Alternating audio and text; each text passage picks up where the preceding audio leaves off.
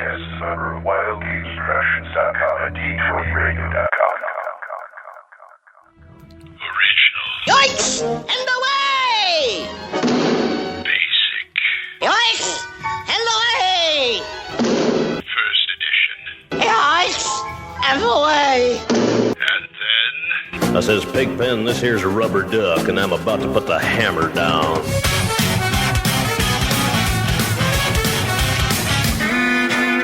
Welcome to THACO, the best damn AD&D 2nd edition podcast ever.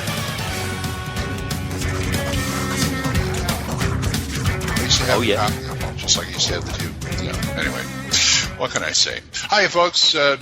THACO's Hammer, Splat Book number 50. We made it to 50. Woohoo! Break out the gold pieces, kids. It's our 50th anniversary. That's right. Oh, yeah, we wish. And DM Glen, of course, here with DM Full-On Gamer. Greetings, Gamer Nation. And DM Brian. Hey, folks, how's it going tonight? And bringing up the rear, DM Corey.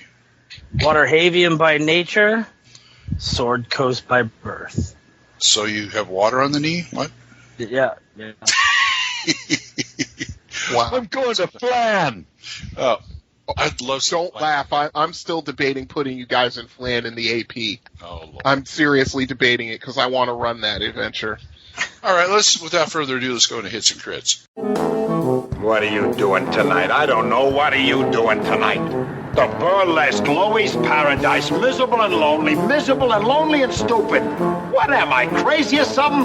I got something good here. What am I hanging around with you guys for? Hits and Crits.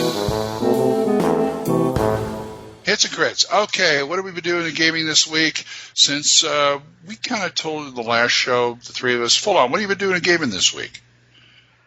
Oh, I got to do a lot of LARPing, also known as I've been out in the field. Being a role player. LARPing for pay.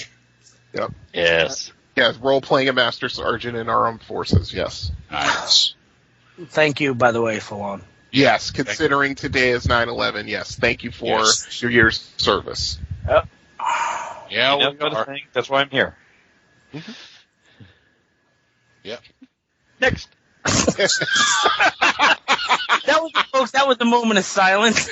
That was full-on being modest. Listen to that. Wow. How do you I'm shut glad up? I'm recording this because we shut may him up. never get that again. How do you shut up Full-On? Thank him for his service. Exactly.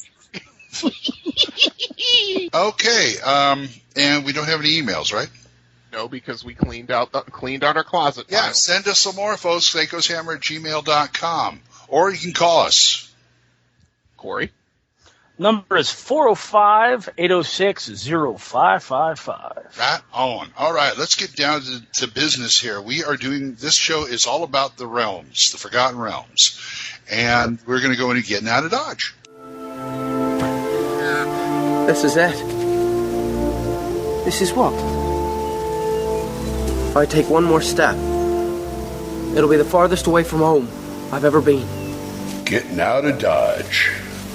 Getting Out of Dodge, the Forgotten Realms. Okay, this is Ed Greenwood's infamous campaign setting where hundreds of millions of people have enjoyed, including the people here on this podcast.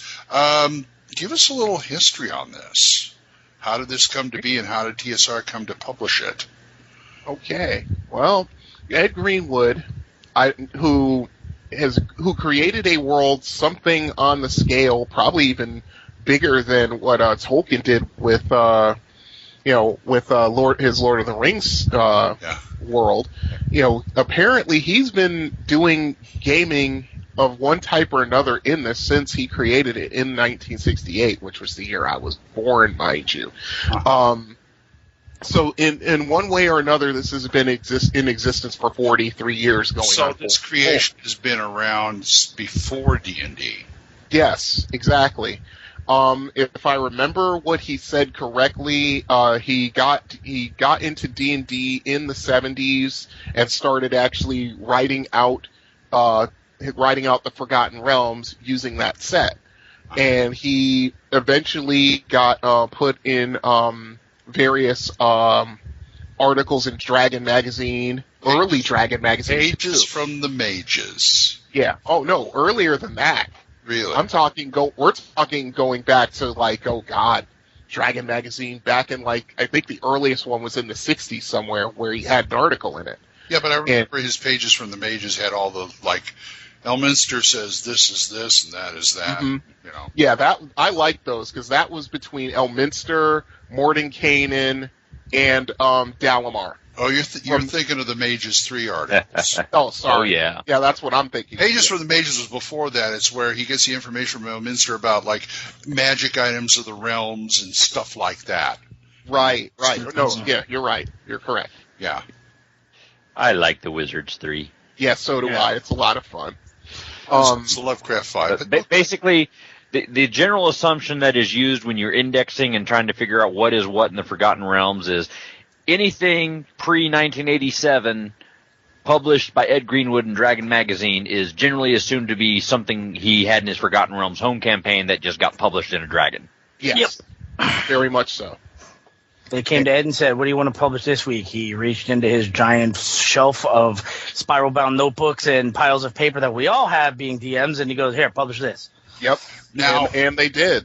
Now, I don't know, do you guys know that, did TSR approach him, or was it a contest, or what? No, I think they approached him. Yeah. How did they find, okay, of course he did articles for him. Yeah, okay. Yeah, constant contributor to Dragon Magazine, and I think his stuff kind of was fairly popular, and after they did the Greyhawk box set, which was 1986, I think. Is it 85 or 86, I think. But after they did the Greyhawk box set, they were like, okay, we've got Greyhawk and it's doing well, but we want to put out another campaign world for D&D. And they're like, Ed? who can we tap to have a completely done world, and it's something that could come out and make us all a lot of money. And they pointed north. They pointed north to the mighty Canuck, Ed Greenwood. Yes, exactly. And and sure enough, in '87, the first edition Forgotten Realms box set came out. Okay, cool. And that was popular. But unfortunately, it was a little bit ill-timed because not 2 years later, it was probably starting development sometime in '87. But then, of course, the whole thing with what happened with Gary Gygax and TSR, and how the Williams family bought TSR, and they immediately wanted to redesign D&D, and second edition came out in 1989. Right. And so after that was done, and Splat Books got rolling and things like that, they're like, the Forgotten Realms is a great world, but also there's a bunch of things happening in the books that we want to make canon. And like the Time of Troubles, which is I've got to say that the transition between first and second for the Realms was rather smooth. That was they just used the Time of Troubles and said that's what did it. Boom, done. It's a world-shattering event, what we call WSE, and the Realms is famous for inventing the WSE because every other book now needs to be a WSE because of how great the transitional novels of the trilogy, the Avatar trilogy, was. And to me, that's what started kind of TSR's one of the things that contributed to their downfall, because all of a sudden the tail was wagging the dog. We put these novels out. We got to make the role-playing game follow suit, whether the players wanted to do it or not.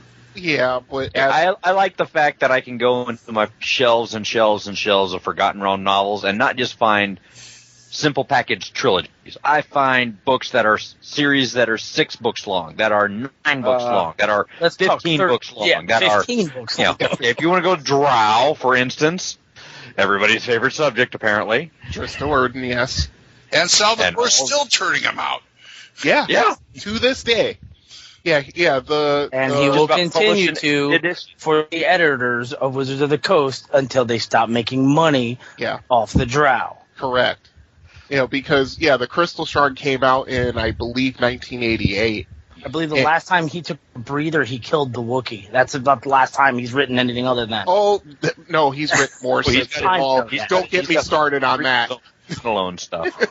This is second edition D&D. Let's not go back to Ed. Let's go back to Ed. Anyway, well, I'm saying tail wagging the dog because, I'm still, the one thing that first burned me on it was when they said in the, the silver box set for first edition, here's an area that you guys can play with, we haven't developed, we're not going to develop. And then they turn around and I think it was Adventures or the second edition box set saying, I'm sorry, the novels went over here, we're going to develop it, too bad. Yeah. We're taking it away from you. And I didn't think that was right.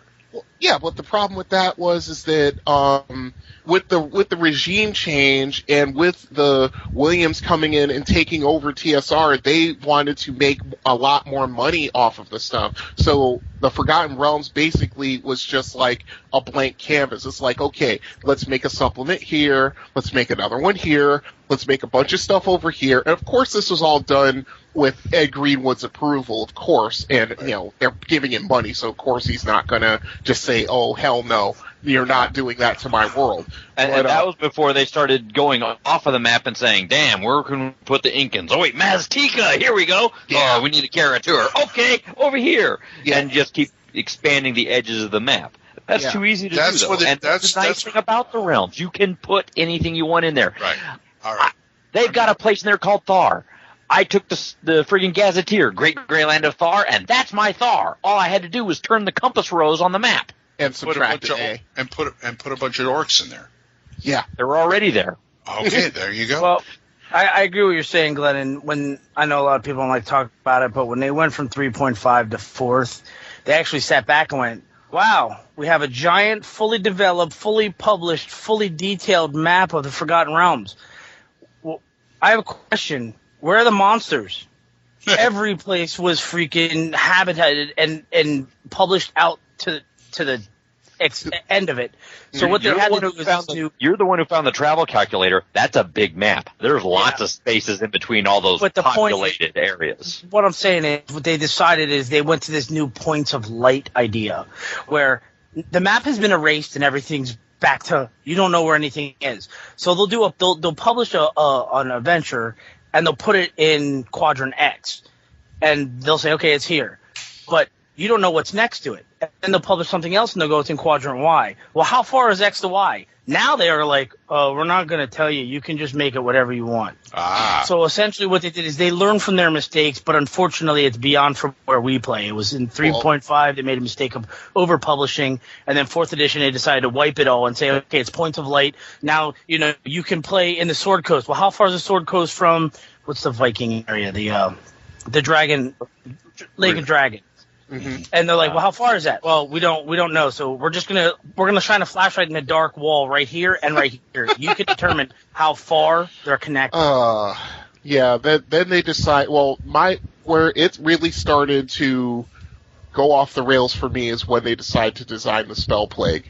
When they decide to put out another WSE to herald the change over from third edition to 4th. Okay. We're getting kind of off track here because we're going into those editions we don't really deal with. Well, so let's it started Let's go to our moneymaker. Let's go. 2E. First of all, let's go way back to 1E for a minute and say first started with the silver box set, which gave you everything you need to know about the realms at that time. Right. And a lot of players like this box set because it's low powered. I like it. And I'm of the opinion that, it's fine. It's a good start. It was fine. But the problem, at least to me, is that because it was low powered, it was too much like Greyhawk in that, the only difference was that it wasn't quite so political. It wasn't quite so politicized because Greyhawk is a very political campaign world. But with the Forgotten Realms, it was just a little too much like that. And I think even before the edition change, I think that because it was a little too much like Greyhawk, it kind of hurt the Forgotten Realms in the beginning because you had a lot of diehards going, well. why would I go with this campaign world? Greyhawk's just fine with me, Then the changeover to second edition came in, and by that time, they decided to make Forgotten Realms the standard bearer for Dungeons and Dragons. And a lot of people won't like to hear that, but that's only the truth. And go ahead. What else were they going to do? Dark Sun? No, well, that was later. Well, I liked the silver box set because low magic high magic didn't matter to me, but it was low maintenance. Okay. Yeah. There's some stuff, Let me ask for clarification. Silver box set. What does it look like? It's about an inch and a half thick.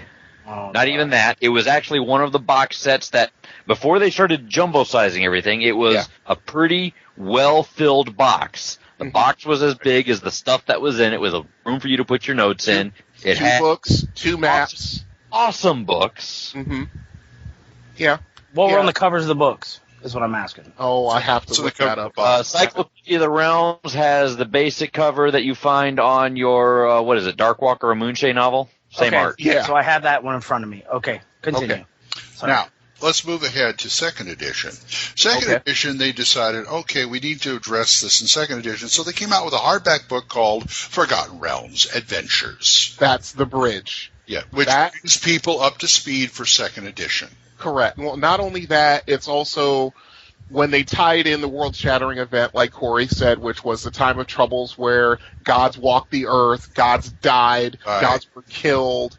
The Avatar gods came, yes. Exactly, and new gods ascended to take the place of those who died, and so forth and so on.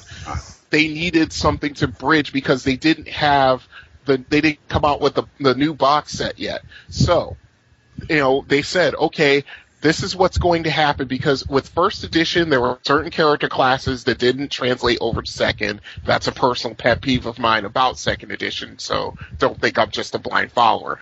But the thing is that they needed to say, okay, with second edition, they got rid of some character classes, they changed some other things around, and the game, even though it was similar to 1E, it was different enough to where your play style may not have changed so much, but your DM style kind of had to. So for Forgotten Realms, they came out with the hardback Forgotten Realms Adventures. Okay. And that came out in 1990. Now, we move ahead a few more years, and we have a new Forgotten Realms box set. And that's the one I own. Which brings you up to speed on everything that's happened since.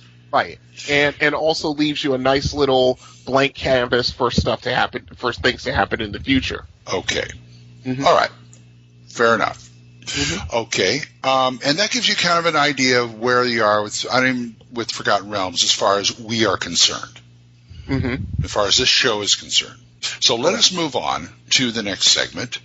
99% perspiration. Why don't we just get some carnations and a beer stein and just put them right up here? Jeez, Tolkien couldn't follow this plot. If somebody doesn't share your opinion. 99% perspiration.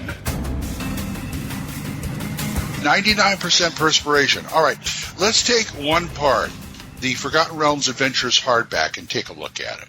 That's perfectly fine with me. What about you guys? Corey? What about me? Okay. I'm okay with going with the book. There's no problem. Sure. Okay, by Jeff TSR 21. Sorry, go ahead. You go ahead. No, I was going to say it's TSR 2106 in their index. Mm-hmm. Bottom of it tells you exactly what Brian was talking about earlier. The colossal addition to the Forgotten Realms campaign setting updates the popular fantasy world that makes it fully compatible with AD&D's second edition rules. Correct. Now, and this was by Ed Greenwood and Jeff Grubb. Yep. Who helped him out with it. Now, as far as I'm concerned, if I wanted to run the Realms, to me, I wouldn't need that other box set. I'd just take the first edition box set and use this book, and that would be it. Right. You could do that if you were a first edition lover, correct? Mm-hmm. Or even if you're a second edition player, it gives you all the tools you need. Correct.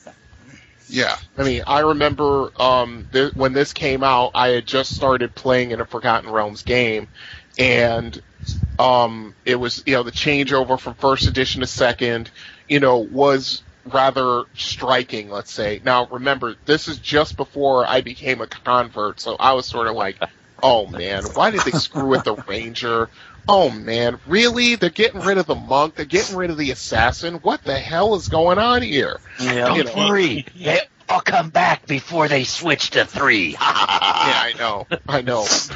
Yeah, or they get actually put in other supplements, but that's another story for another time. Oh, yeah. I mean, they give in the beginning of the book, they give you the all the changes from first edition to second, bringing everything up to speed.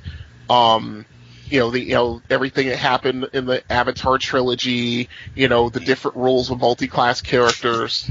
The funny part is that because they hadn't gotten around to releasing the Psionics handbook just yet, Right. They actually kind of, for a while, basically, I won't say they banned Psionics, but they did made not it, get touched. Yeah, they didn't touch it. Maybe they had this in the pipe and they knew it was coming, Right. but because of, they basically just said to you, just either use Wing it. Wing it. Yeah, wing it, exactly. It's your world. Yeah, just wing it. If you want to use, first edition rules, fine, whatever you want to use.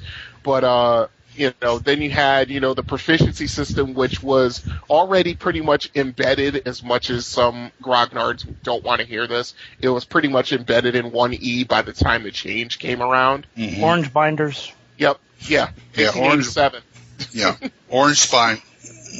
Of course the, everything changed. I mean, with, of course, Forgotten Realms, they decided to expand the experience tables out to level 30, and that's because of Elminster.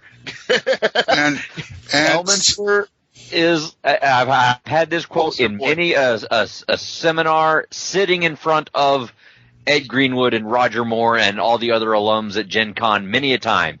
Mm-hmm. Ed Greenwood has this to say about Elminster. He is whatever level the DM needs him to be to further the plot. Correct. Mm-hmm. He is a plot device. He is not a dragon, a monster, an XP source, a thing to go hunt and kill. Or an NPC. Which is hilarious. No. or an NPC. He is a feature of the setting. I agree with all of that except the part about someone to go hunt and kill, because that's a pretty good adventure. You're going to fail at the end, but you're going to fail badly. People have tried it. People have succeeded. Well, he's chosen. He comes back. And as far as this book is concerned, I'm sorry, grognards, but they put firearms in here. Yes, they did. Yeah, they did. Now, I ignored that section, but, So did I. I enjoyed that section. Me too. Of course you did. The other major part about the realms was, of course, the dead magic and wild magic areas, and they have a chart for what happens if you cast a spell in a wild magic area. Well, I kind of like that, actually. Yeah, actually, it's really cool. And the thing is that they even said, of course, it's the edition change, speaking out of game, but certain spells worked a certain way, didn't work as well as they used to. Some had limitations put on them, others didn't. Others had them removed or changed completely. I was explaining why your spell list rearranged from first edition to second edition, where your spells were and what level they were and what they needed. Yep. By the by, yes. I just happened to touch on the section psionics in the book, and according to them, psionics does not exist in the realms. Correct. That's like way different than winging it. Yeah, I think that's also because they were putting out, the psionics handbook, like a year later or something like that. Because I remember when it came out and we were playing in our game, and of course, at least one of our characters had to be psionic.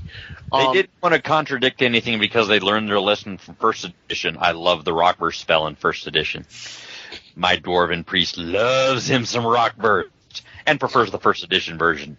Yeah, exactly. I also like the portion in the book on page 7 about advancing beyond 20th level, something new that was added in also. Yeah, I know it's in one of the first edition books. I think it's on Earth Arcana. I'm not sure.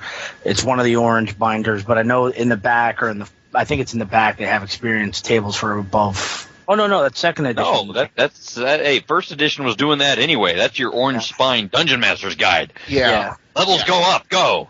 Yeah, exactly. Yeah, I have a first edition 66 level fighter. I'll just leave it at that. But, yeah. Another thing that they did, which was the beginning of something is very near and dear to my heart, is that they actually changed how clerics and priests worked. And and not only with the spell spheres, because now a cleric didn't have access to everything as they used to. Well, they had to. Back then they had to because they changed the spell list in second edition, where they go, okay, these are spheres here, and these are, this belongs to this type of magic user, and all this other stuff, and opposing schools and all that kind of stuff. So they had to do something about it. Right, and they still remembered to include for the cleric, this is the category called all. You are a cleric. You are a priest. You have to be able to perform these functions to be a priest in a magic-using world. Exactly. Irrespective of sphere, domain, power, source, deity, alignment, or whatever. Since we're on that subject, I'm going to have to add in here Ned Dameron's artwork in here. Go for it. One of the things I love about Forgotten Realms are the actual polytheistic views of the realms and how many gods that they have. Some people say there's too many gods, and you can say that. And in my opinion, when they started doing all the regional gods, there's Egyptian gods, there's Mazteca gods, all the different gods like that. That is taken a little far, but I think the first base set of gods they had in here was new to a lot of people, because all they were thinking about doing is, my cleric is a cleric. Okay, so he's a cleric. He has holy power. My paladin's a paladin. He has holy power. Where does it come from? Well, we can pull out deities and demigods, or what is it? Yeah, deities and demigods, and look in there and find out who you praise to. Cleric of Cthulhu. Got it. Had a player in one of my games ran one. Wow. And he was not the drow. Did he get to insta-cast Everett's Black Tentacles? Oh, hell yes, he did. But what I love about it is they got Ned to do the original artwork in here for the different pictures of the different holy clothing of priests of the different gods, which brought it more. It fleshed it out more for me. So I'm like, okay, well, this is a goddess of the ocean. Well, what do they wear? I don't know, blue. No, you actually see what they wear for their their holy garb. There's a couple of priests that really bother me in there. Like what? Like the priest of Joaquin. I would be caught dead in an outfit like that. I don't care how high a priest I was. I want to see you in the Gond garb. That's what I want to see you in, with that big Gond. No. Stop hiding your request. We know it's all Leviathan for you. I'm sorry. Yeah, I'm right. Gond. That's what I was talking about. Gond. I would be caught dead in one of those. I want to see you in that. You gotta remember, these Gondsmen are crazy. They're almost gnome-like in how they do things when it comes to creating stuff. They don't care how they look. They honestly don't. I know, but you don't have to go out of your way to. Now, I'd love to be a priest of Grumbar. I mean, those are shoulder pads to die for. Yeah, then you can go play WoW with those shoulder pads. Yeah, I can play football with those shoulder pads. Yeah, no kidding. But to continue what Corey was saying is that I like the fact that they actually specified deities and what they did, and to some this is a downfall, but also giving granted powers to them. Right. I love granted powers. Yeah, I love it too. I love it too, but the whole thing is a lot of people, especially nowadays, they complain about it because all it is just, more power for the DM to worry about. It's like, no. You got to remember something. Most of these things they get is cast once per day, and usually it's not something that's going to break the game because it's been play tested, unlike some other supplements. And it's enough for the players that can be creative with it without unbalancing the game. Exactly. I had a priest who I forget the god, but he could cast command once a day. Boy, that came in handy. Yeah, I made I think it was an orc run through a hail of arrows because I just pointed that way and said, "Leave." Yep. Hey, break the saving throw. Yep. That's creative, and it doesn't break the game. Yep. That's exactly it. And the whole thing is that it actually gave the cleric, something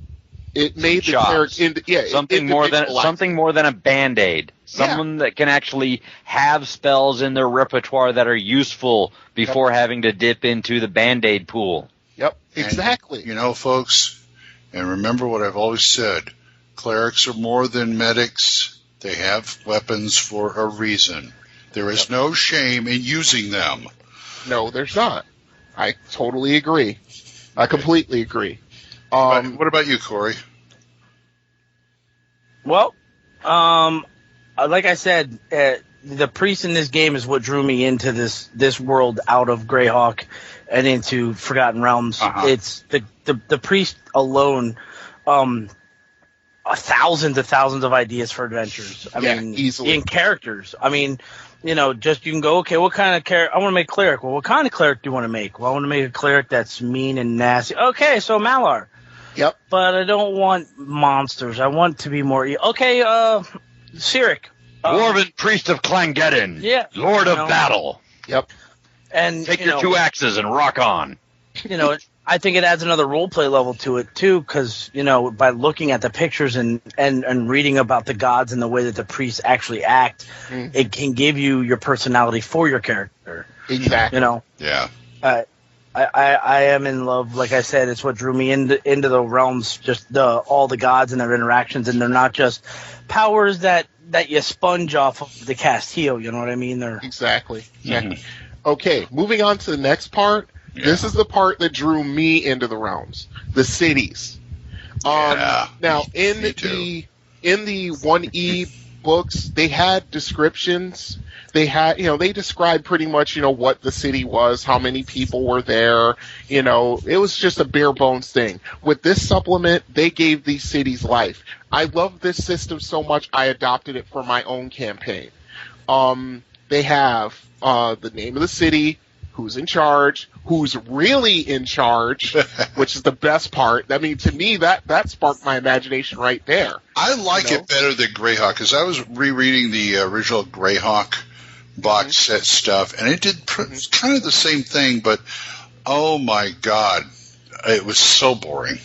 Yeah, I mean, sorry, Gary, it was like may you rest in peace. We all love you, but yeah. But this made it interesting. Yeah, and this way, if you wanted to go to Arabelle, instead of the DM having to rack his brain for 30 minutes while, he fumbles around with the players to try and come up with something interesting, it's all laid out for him. He knows who's in charge. He knows who's really in charge. But, the power behind the leader. NPCs just in town, just mages, churches, shrines, what level of equipment can be found in this town, how much it's going to cost. And this is the kind of stuff they built on. Yeah, exactly. I mean, and of course, the most important thing, the adventurers' quarters. So the DM hadn't have to come up with some half-assed, whacked-out name of an inn and come up with names and just put the DM on the spot. Instead, it's like, okay, we're in Arabelle. We need to go somewhere. Where's a good ask a watchman. Where's a good place to go that's not too expensive? Oh, go to the 9 Tavern. Yeah, go to the Swollen Infection. It's a rough place. I still. Yeah, it's a joke, but it was something that put me on the spot as a DM, and I would just halfway through it, I'm like, oh my God, this is so lame. What are my players thinking? Right. Then they put out the important characters in the town. If you wanted to go talk with Dost Solwood, Knight of Mithranor, he's in Arabelle. Go find him. If you wanted to go talk to Lady Mermeen Lau, who's in charge, and she would, and God only knows, there were a couple of novels about her, and she's an interesting person. But if you wanted to go to the Temple of Tamora, you could do that, and you wouldn't have. You've got the information there enough to just help the DM along. And the nice thing about it is, if you have this book or this kind of stuff here, when not the Volos guys, but when the region books started to come out, a la Waterdeep in the North or Cormyr. It made it a lot easier to build boxes. Yes, boxes, yes. Okay. But I'm saying, the region books, it made it a lot easier to build on that because you already had the basic information right there. Right. I mean, it's all right there. And I mean, I was so impressed by the way it was laid out, and I was starting to rewrite my Mystara campaign for 2nd edition at this point. I saw this, I'm like, oh my god, this is perfect. I took this format and I threw it right into my campaign, not without one thought about it. Okay. And it helps out in my game immensely. Okay, now that Corey and Fallen, now that Brian's foaming at the mouth, what is your favorite part of the book? Your absolutely most favorite, most useful part of the book? Falon, you want to go first? Harper's. Yeah, societies. Gamer Nation, tell me, do you like Dungeons and Dragons? Do you like Mission Impossible? Would you like the two of them to come together? You can. Two great tastes that taste great. Your quest, should you choose to accept it. Yeah. This scroll will self-immolate in 5 seconds.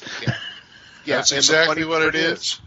I mean, there's a game on the PS2, Baldur's Gate 1, Baldur's Gate 2, and not the computer game, the one for the PlayStation 2, where you actually get involved with the Harpers. The funny part is, the people I knew who played this game along with me, they all thought the guy who represented the Harpers was a bit of an ass. And he kind of was, even though he's a good guy. Uh-huh. But yeah, I mean, you got the Harpers, you got the Zentarim, you've got...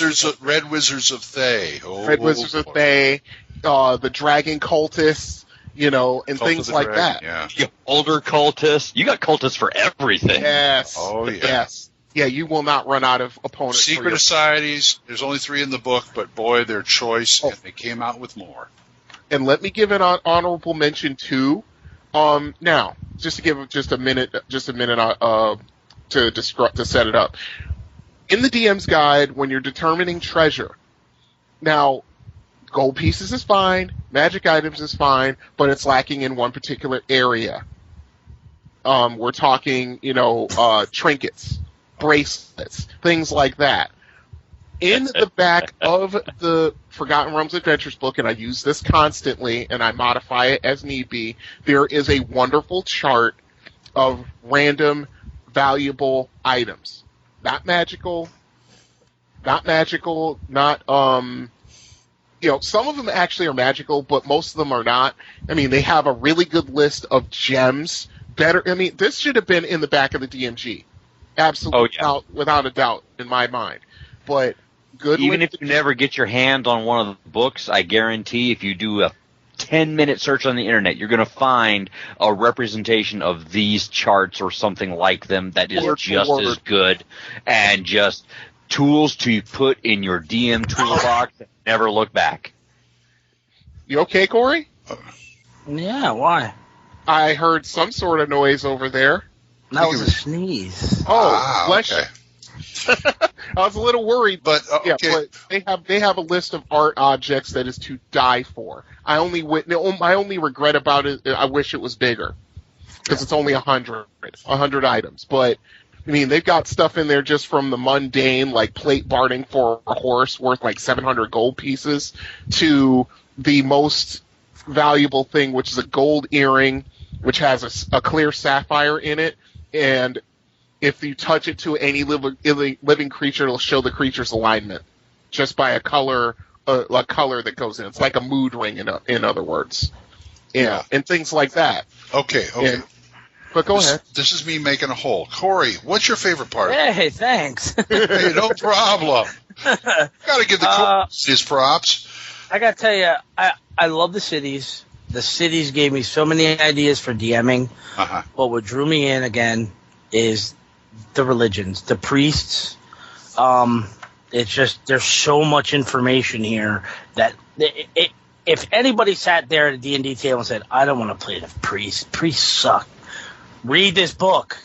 That you will have a different understanding, different types of ways to play the priests. Yes. I mean, And of course, I have to touch on the Holy Trilogy here that's in here. The Larry Elmore, Clyde Caldwell, and Jeff Easley. I mean, the art in here is awesome. The painting that they did. Fabian's illustrations in here are good too. And Dameron, I've already mentioned his artwork for the priests. But I like the holy symbols. Each of the gods have their own holy symbol that they actually show instead of writing on your character sheet. I have one silver holy symbol. You can actually draw it, what it looks like. Yep. And the way the priests work now, your holy symbol can be your weapon. Yeah. Yep. Yes. And one other thing to note that I really loved about this book, in addition to the cities, it's in the back. After all the cities, let me find the page. There it is, 128. The heraldry. Yeah. The waymarkers, the elder runes, and the elven runes, the signs and symbols, and the heraldry. Where's the heraldry? I think it's the next page, isn't it? It's somewhere back in here. Anyways, symbols. Those 122. That's what it is. Yeah, the heraldry. Even those Forgotten Realms cards, those cardstock sheets with holy symbols, waypoint markers, runes, things to clue. All this stuff is just meat for a dungeon master to drool over and just play with your party like you wouldn't believe. Yeah. Even if you did it straight up, it would still give a whole lot of enjoyment. Yeah. But I mean, this is one of the best supplements in an RPG, bar none. That's Came out my in opinion. 1990.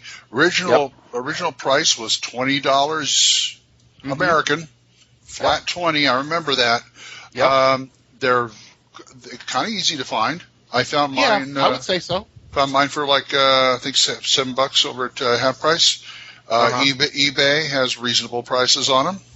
Mm-hmm. And I'm looking up the price. Mine came with somebody put a really nice plastic cover on mine. I like that. I actually did not buy this book. You didn't? Until the 2000s. Really? What? What? What? Yep. What? Yeah, I skimmed right over it. I went from one campaign set, then I got the second campaign set, and I looked at the first one. These are different. Then I went, oh, well, this old one's older. Throw it out, and I tossed it to the side, and I started using the new one. I skipped that. I skipped past this book completely until, in the 2000s. I was like, hey, what's this book with some chick on a horse on the front? It says Forgotten Realms. I got to get this, and I was like, oh, this links those two boxes. Now I get it. Yeah, I never got this book when it came out. I was like, I don't want that book. I don't need it. I'm getting box sets. On the website, they have one for near mint, very good condition, $10. There you go. Yeah. There you go. And if you like this book, tell us about it at thacoshammer@gmail.com or any of the other places. OSR Gaming, D20 Radio, the Strollin Citadel, Nutkinland, purpleworm.org, Planet AD. What? Facebook and Twitter. Yeah, and Planet AD&D. D20radio.com. Already said that. Circus Maximus. I think I caught. And of course, dragonsfoot.org. Yeah. Son of a gun. Yeah. Got to get that list in at least once. One of these days, I'm going to write it down too. Yeah, you might want to do that. Yeah. So let's go on to. Let's see. What are we going? It's in the book. You ever go to school, stupid? Yeah, and I come out the same way. Is that your idea of an idea? It's in the book. It's in the book, The Player's Guide to the Forgotten Realms. Now, I am not familiar with this book because I think I saw it once. Yeah. I understand that it's not all that familiar to a lot of people. It came out in 1993. This is stock number 2142. It's a splat book. Yeah. Yeah, but it's what I like to call the cream splat books because it's a cream color. But they did these for Dragonlance, Forgotten Realms, and Spelljammer, if I'm not mistaken. It's either Spelljammer or what is that one? Yeah, I think it was Spelljammer. But this one is just this is what if you have a player who's never played in the Forgotten Realms, who has played D&D but hasn't played in the Forgotten Realms, as rare as that is, and he wants to know pretty much, how the world works or, what's going on where or whatever. You take the splat book and you just shove it in his chest and say, here, live it, learn it, love it. Yeah, this is what you know. What color books are you talking about? These are cream colored splat books. It's not a white color. It's not white, but it's off-white more like or ivory or something like that. Yeah, ivory. Are you telling me I'm missing books from my collection? Yeah, that's exactly what I'm telling you. But I don't think you're going to miss this one very much since we already know a lot about the realms. Well, this is for the beginners. Yeah, this is a beginner's primer into the realms. I wish that this had come out when I first started playing in the Forgotten Realms campaign that I was in for a couple of years. What's the number of it? 2142. Cool. And who wrote it? This one is written. This was written by. This is more of a what should I call it? A group effort. Okay, who's the main honcho? Yeah. Oh well, of course it's Ed Greenwood. The design. I figured Greenwood and Grubb. Yeah, Grubb, Karen Boomgarden, Julia Martin, Stephen Shend. Tim Beach, Robert King. It's a compilation. It's a compilation. I got it. Okay. Yeah. Well, see, I told you. I have it. My bad. Basically, what this is just a it's basically a group of 6 adventurers, and it's told from the perspective of one of them, who's like a cleric mage and mister, I believe, and just going from one area, either talking about or going from one area to another in the realms, and giving information about the area that they're in, and also telling a tale about what happened when that party gets there. Okay. Let me interject something else about the realm that is awesome, 19 flavors of awesome. Irregardless of stats, irregardless of power level, irregardless of high magic, low magic, whatever.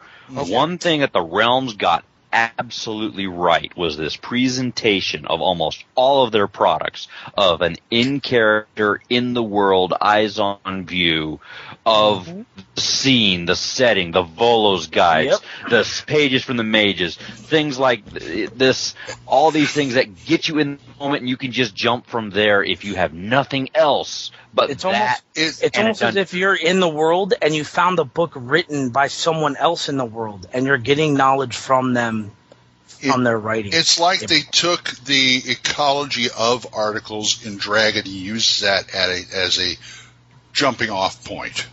Mm-hmm. Yeah. And just very rarely do you have just raw meat text. It's usually going to be something in character, in a character, somebody.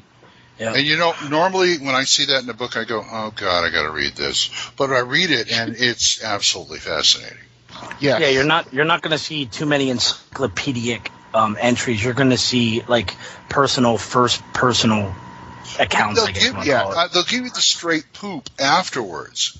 Yeah, but like in this supplement, they want to set the scene and immerse you in it before they hit you with, okay, this is this and that's that. Yeah, exactly. And in this supplement, in specifics, they'll tell the story through the eyes of the adventuring party about what happened, what's going on in that region when they get there, and things like that. Mm-hmm. Then they'll give you in a blue box, in a blue shaded text box, the skinny of what's going on in that region. Just that's for the DM, or at least to describe it to the player without giving the plot away. Right. It's useful box text. It exists. Yes. Believe it or not. And if you don't like it, change it. Yeah. That's right. So what else has this got to inform us? Is there anything useful for like DMs or anything like that? Well, yeah, for the DMs, they'd be more interested in the, like I said, in the blue shaded text, right. Because it gives the bare bones description of where the region is, what's going on in the region, and perhaps even little adventure ideas. And, like I said, but it's more for the players to get a good idea of the flavor of the realms, and yeah, there is some flavor in this This book. is where I first found the wonderful city or citadel of Candlekeep. Yes. Yeah. Yeah, Candlekeep. Candlekeep, where you can spend hours researching the Wand of Chromatic Orbs. There, I said it. Okay, fine. Yeah. Good, nice preemptive strike, Glenn. Mm-hmm.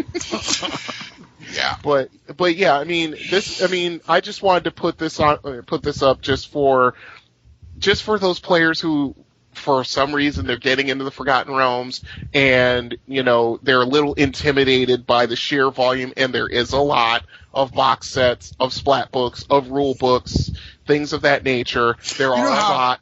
You know how some DMs will create a world and they create a little packet for players, what you know, where you are, what it's all about?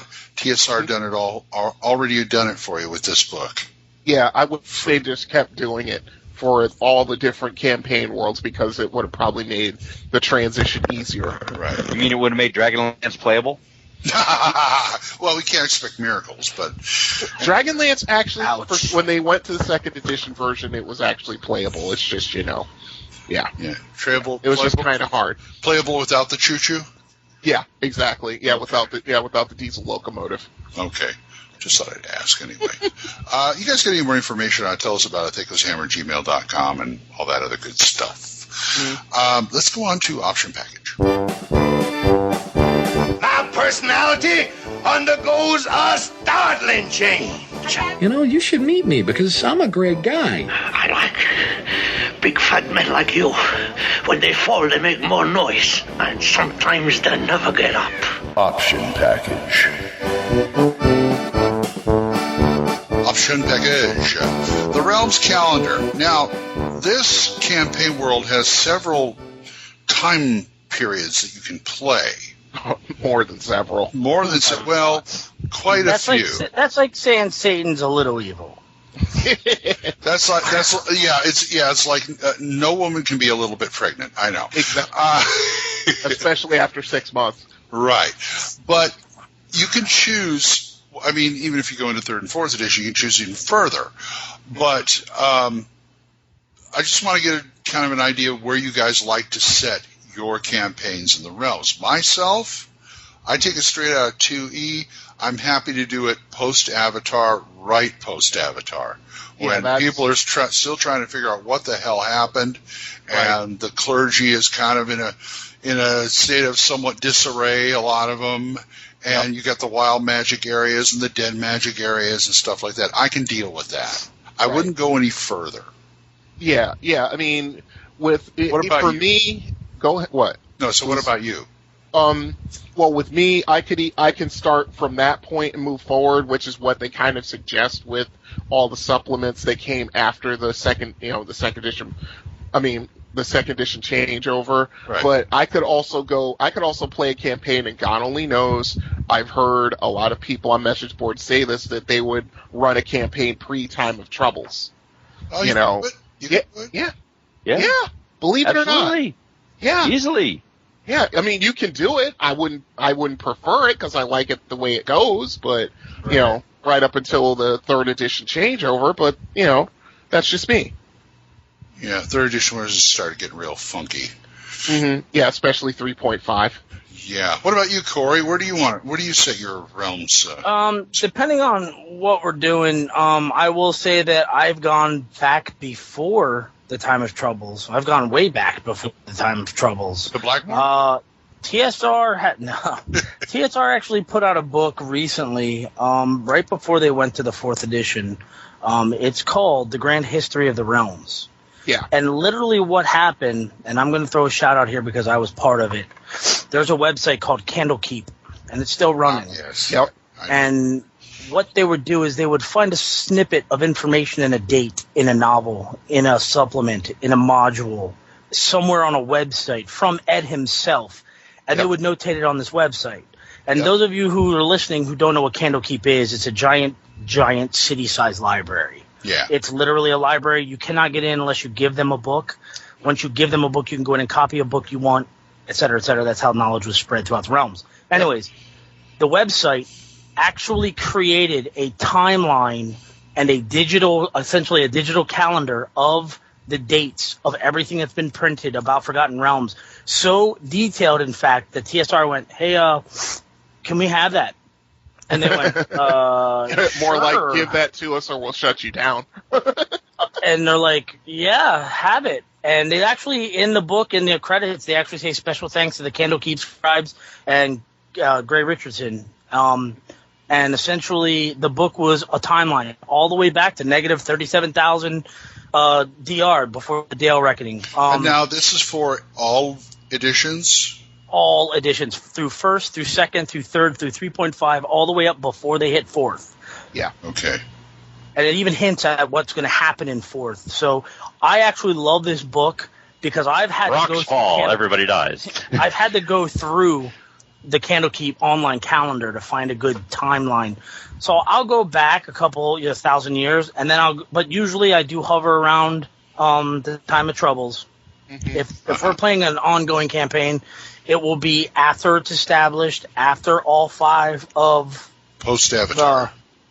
The Avatar books.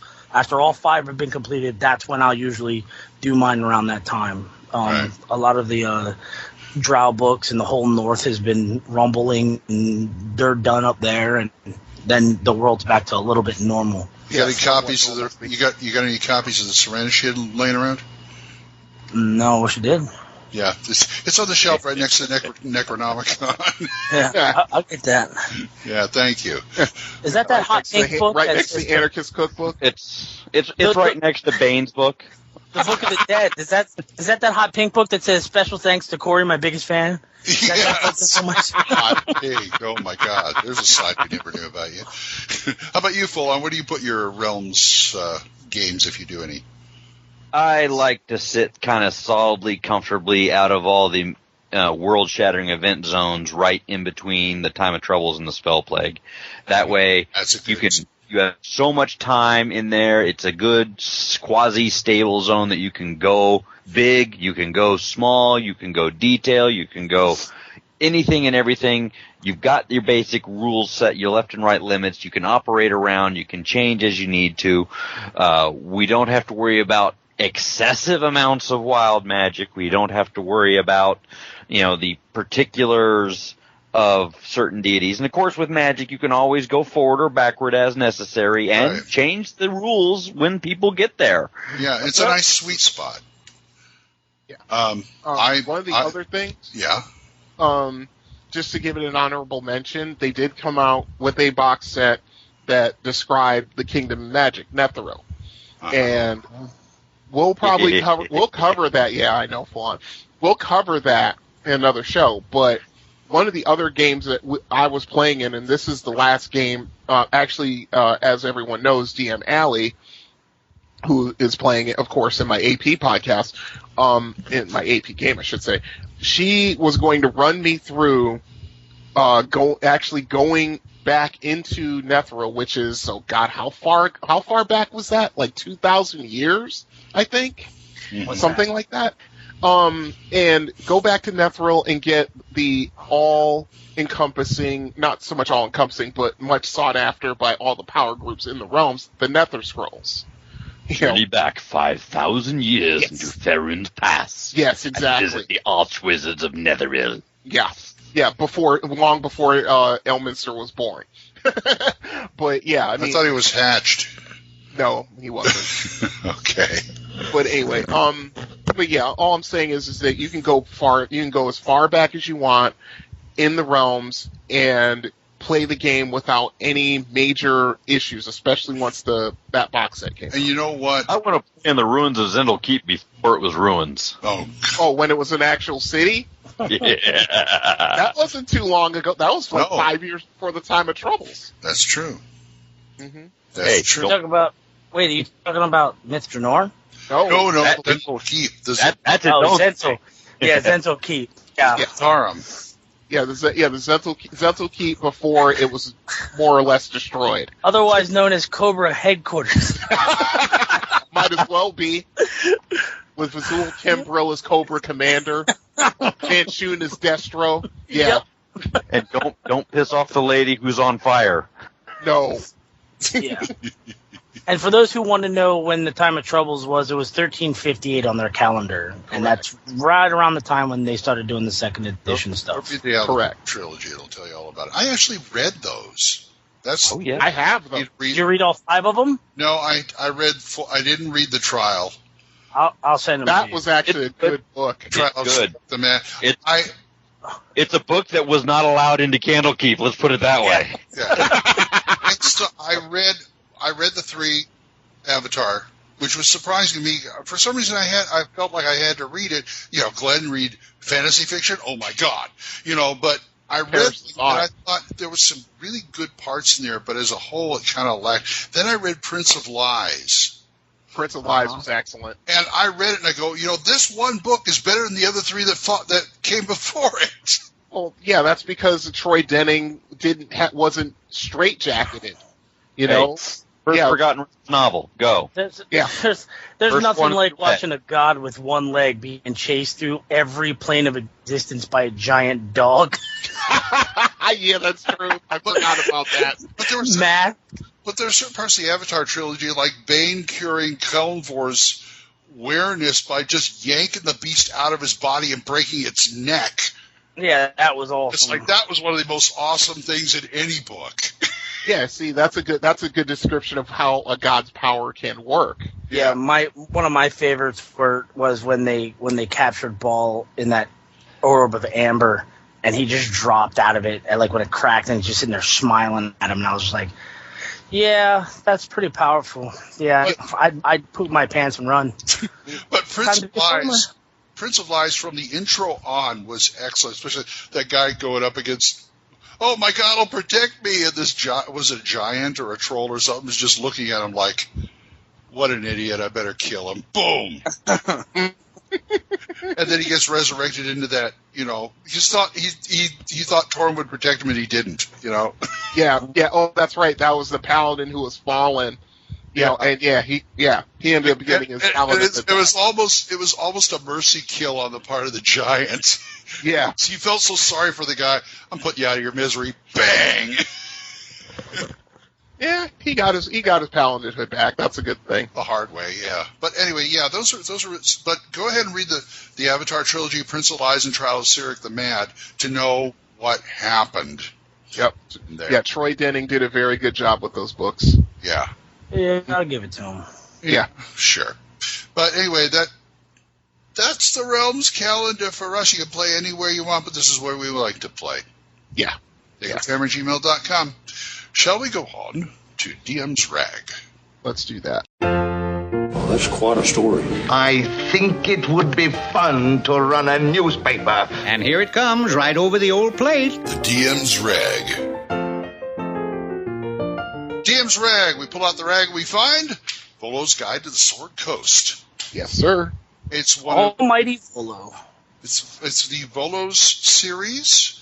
Yeah. The first one was Volo's Guide to Waterdeep. Then the North. Yeah, that was the first one. And this one here, the Sword Coast, was published in '94. Yes, our number 9460. You got it. And editing Julia Martin, design Ed Greenwood. So Ed Greenwood had his hand in it. And Paul Jaquays did some of the interior art. Paul Jaquays, Valerie Palusic, and Diesel did the cartography, of course. Of course. He's the man. He's the man. You want a map, you come see him. Yep. So these, if you're not familiar with the Volo's Guide series, originally TSR came out with what I call the region books, like Waterdeep in the north and Cormyr and some of the other ones, Kalamashan, Western Heartlands. Yeah, Western Heartlands, Raven's Bluff. Even the Anarok Desert. The Anarok Desert. And they gave you what it was like in those lands in an atlas sort of way. Still useful, still interesting. Now, the Volo's Guides are a lot more intimate. Yes, I agree. It's like a AAA guide. It's sort of like Zagat's Guide to the Sword's Coast. Right. For those of you readers out there who remember old school shows, if you remember Fraggle Rock, he had Uncle Traveling Matt who used to write him postcards and tell him about the surface world. That's how this book is written. Yeah. It's Volo's opinions, Volo's experiences. When he walks into a bar, he writes down what he sees. And if he gets slapped in the face and beer poured into his pants, he writes it down and tells you, don't go here. But the better part about that is, even though it's in his writing style, so to speak, in his opinion, there are little footnotes by Elminster at the bottom. Yeah, Elminster insisted on going through this before it was published. before these were published. He's his chief editor. Yeah, pretty much him and Ed of the Greenwood. Mm-hmm. And he basically said, I probably saved a lot of people's life by taking stuff out they shouldn't know. Yeah, it shouldn't be in there. That would be, they could get them in real trouble. And basically, somebody at TSR had an idea of, why don't we make a Michelin guide to the Forgotten Realms? And that's how we made the series. Yeah, very good idea. Like I said, it's Volo aside, there's still some great information. And if you can't get at least 10 plot hooks off of one of these books, turn your DM badge. 10? At least. I'd be harder. I'd say 20. Yeah. I mean, all you have to do in this particular book is just go through Baldur's Gate. You don't have to read anything else. Go through Baldur's Gate and just read just the descriptions of the places and things like that. I mean, the best part about this, I was referring to the Baldur's Gate Dark Alliance games earlier. Mm-hmm. Now, I went into, when I was playing this originally, I had this book, and I read it, and everything that is in that game is in this book. They took it from these tomes and put it in the game. Right. And if I remember, I think Baldur's Gate 2 or whatever for the PC or whatever, they gave you a Volo's guide for it. Yes, they did. Yep, they did. Yeah. That was the last Volo's guide they did. That was the very last one they did. And I mean, with this book, I mean, just going into Baldur's Gate, one of the first things you'll be told about is the Elf Song Tavern. Mm-hmm. And it describes what's on the walls, the haunting elven song that basically is sung every night by a ghostly spirit. And, and not only that, the proprietor of the place, Lady Aelith, mm-hmm. who I won't say that. That's just giving too much of a joke. But that's someone who I came to quote unquote know in the game, and she was this beautiful half elven woman. And in here they give a description of it. They give the. Did you role play while making with your DM? No, I did not. Okay, I would. Well, you know what? If my DM was female and I knew her pretty well, I might. But no. But anyway. In just giving reviews of a tavern, they go to the prospect, the prices, traveler's lore, the provender, which is, of course, what they sell as far as food. The prospect, the provender. Mm-hmm. Yeah. Yep. One of the things I want to do, for the people who are listening who never touch Forgotten Realms, even if you're a DM and you sat at the table and every DM has done this, okay, we want to go to a different tavern. Well, what other taverns are in the bar? In the city? This book is necessary. Yeah. I mean, there's so much detail in here that you can just pull a freaking tavern out of any city that they have listed here, throw it into your own campaign. Easily. You're looking for a bartender. Look in the book. There's a name and a personality to go with them. You don't have to change the name. Change the name of the bar. Change the name of the person. It doesn't matter. Exactly. Right. These are one of these specific campaign-specific books that fool people because it says Forgotten Realms on it. Yeah. No. Use it for any game. Yeah. Without any doubt, you could use what is in these pages in any campaign world that you have, homebrew or store-bought. Does not matter. Many DMs that I've sat on their tables, they give you a clean, what's the word I'm looking for? Sterile tavern. Yeah. It's your basic tavern. There's the drunkard on the corner who's always there, the bartender, a bouncer, and a waitress. Okay, we're here to get information. Shadowy corner. Right. Yeah. This book will throw that idea out the window. It'll turn your adventures so much more interesting because, like they were saying, there's the preventer who's in charge. If there's a special character in the bar who's always in there. If there's a ghost that is known, you know what I mean? Mm-hmm. Different things that will enliven your tavern other than, okay, you guys are in town in a tavern. Yep. Hey, it's just taverns. Do you need a general store? Do you need an inn? Yeah. Do you need a wheelwright? A tobacconist? A psychic? They've got it. Yeah. And if it gives you a taste of what's to come or what's already out there as far as, and say you have the I don't know, say the Undermountain box set and have Polo's Guide to Waterdeep, it'll flesh out the yawning portal for you. And do you like maps? Do you find yourself wondering, okay, I've got a map of a tavern. I've got a map of the region. I need a street map. Polo's Guide has them. Close street maps of areas around taverns, bars, and inns.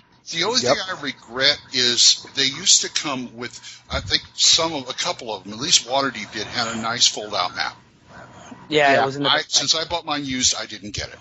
Yeah, mine still has it. I don't worry about maps on supplements and stuff that I buy used anymore because it's like I can always go online and get one. Correct. I don't worry. We will be touching on the other Volos guides in later episodes, but I just want to come in and say, in addition to just all the information for role-playing, this book has real-world usability. There are menus and recipes for food being cooked in the taverns. Which I have taken the dragon's meat soup and I have recreated it as they say in the book. It's awesome. Because that's all I'm saying. It's awesome. If you take the recipe and use Elminster's notes for conductors, no problem. Now, let's talk about this one in particular, the Sword Coast. Where is the Sword Coast? The Sword Coast is that stretch of land going north of Waterdeep all the way up into the north. You know. It's basically, it's several hundred miles along the western shore of the Western Heartlands. In other words, God's country, California of the realms. Yeah. Oregon, Washington. Yes. I ain't gonna say that it's Northern California, maybe, but Oregon and Washington, sure. Oregon, Washington, and just for sake of completion, British Columbia. Mm-hmm. Right. Because once you get up into the north, you freeze your nuts off. That's just where it is. And this go ahead. This is 240 pages of nothing but goodness information. Yes, I mean you have not only descriptions of the towns and the steadings and the whole, the fastings and the villages and things like that. Then you've got the places where very few dare to tread. You have the adventure ideas. I mean, like Glenn said, and I'll even go a number higher. If you read through not even 1/3 of this book and you don't get 20 good adventure ideas to put for your party, turn in your DM's card. Be a player for the rest of your life. You don't deserve it. Because it's so meaty and juicy with these ideas that you could take one of these books and just keep your characters in this region, and they won't want to leave. Okay, Hans, who's run the Sword Coast? Me. I have. I've played it and I've run it. Before or after this book? Before. Okay. Before. Did it help you? Yeah. Yes. I mean, let's put it this way. These guides dovetail with the information in the Forgotten Realms Adventure supplement. And the region books. Yeah, exactly. It's just like they take the best from Forgotten Realms Adventures and the best of the region, and Ed adds a lot more ideas and, little things in there and little bits of, adventure ideas and stuff like that. It becomes its own entity, even though it's the same information. Hey, Corey. Yo. What do you think of the appendixes in the back of the book? Not only the appendixes are awesome. You say, okay, you guys are coming upon a temple. There's a section of temples all the way down, and they tell you what city they're in, so you can go to the city and see if it fits your style of town or city, and it tells you the god it's for. The magical items in the back are disgusting. The index is so broken down, it's perfect. Yeah. The magical items are disgusting? In a good way or a bad way? Yeah, in a good way. In a good way. Not only that, it's just also that they give almost full NPC descriptions of the more notable people of the Sword Coast. That's the first appendix you come on. And tell me, Gamer Nation, have you ever had a bard in your party who wanted to use legend lore, but you found yourself stuck on how to produce commentary that sounded like lore? Mm-hmm. Use these books! Yes. Yep. I mean, if your DM's guide and your campaign world is your meat and your chicken, this book is your cilantro. This book is your salt and pepper. Yep. This book is the potatoes. Yep. This is what will make your game from, yeah, that was great. Let's play Rifts now. Tell it, dude, let's keep playing D&D. Okay, how did these At books... 5 in the we have to go to work at 10. Let's keep playing. I want to hear something out of you guys. If you've used these books in the games, what kind of ideas? How did it help you? I mean, it sounds like I'm being redundant, but I just kind of want to get a flavor of how these things have helped your game. Mm-hmm. Well, in the case of when I did run a game without this, I have to come up with a lot of the details myself, and I've never been very good at it. I admit to that. But when you have this supplement, when you're going through Baldur's Gate and you happen into the Elfsong Tavern and you hear the Elven song, the beautiful song, and everyone around you's freaking crying their eyes out because it's so haunting and so beautiful, it just brings everybody in the place to tears, including yourself. Oh yeah, make yourself a wisdom check. Oh, you failed it? Oh, you find yourself starting to tear up, and things like that. And also the personalities involved in these particular communities and cities and things like that. And not only that, not only do they give static places of, where players can explore, they also give rumors of other places where they even say that an adventuring company can spend years in this area exploring what's there and not uncover all of it. And that at least gives you a good idea of, there's a lot of stuff here, there's a lot for them to explore, and I can just flesh this out myself in whatever way I want to do it. I'll do that. What about you, Corey? It's good stuff. Did it help you keep from pulling stuff out of your butt?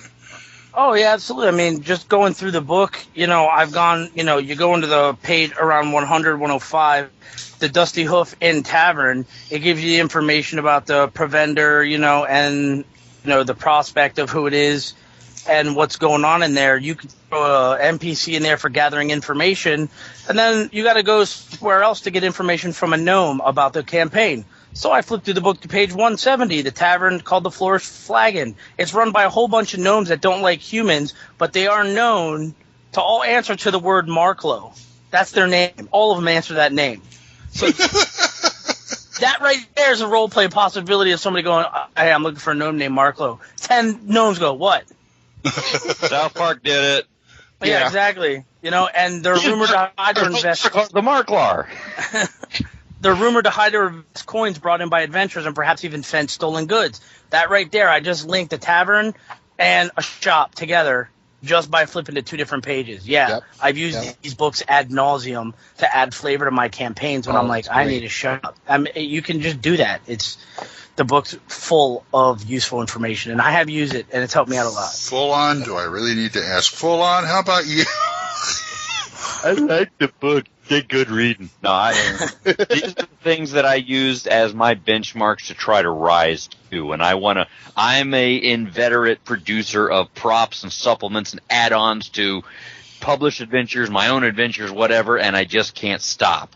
Yeah. And it makes me want to go farther and do more. Okay, here's a question I have for you, full on. Have you ever used these books in your reskinning efforts to other places and genres and things?